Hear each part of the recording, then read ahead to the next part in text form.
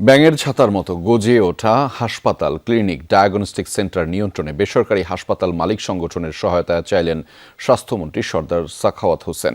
সন্ধ্যায় রাজধানীর একটি হোটেলে ইফতার মাহফিলে এই আহ্বান জানিয়েছেন মন্ত্রী। তিনি বলেন, সারা দেশে অনেক প্রতিষ্ঠান হয়েছে, তাদের মান নিয়ন্ত্রণ জরুরি। রোগীর কাছ থেকে অতিরিক্ত নয়, ন্যায্য সেবা মূল্য নিতে হবে।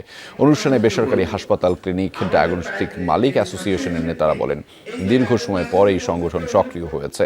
বেসরকারি প্রতিষ্ঠানের মান নিয়ন্ত্রণ ও যৌক্তিক সেবা মূল্য নিয়ে সরকারকে সহায়তা করবেন তারা। কোনো প্রতিষ্ঠানের উন্নয়নের দায় নেবে না সংগঠন। ব্যাঙের ছাতার মতো ক্লিনিক হচ্ছে ভেরি ইম্পর্টেন্ট পয়েন্ট। এই ব্যাপারে আপনাদের সাথে একটা সিদ্ধান্ত নিতে হবে, how to restrict this approval. এটাকে একটু সীমাবদ্ধতা আনতে হবে, কন্ট্রোলে আনতে হবে।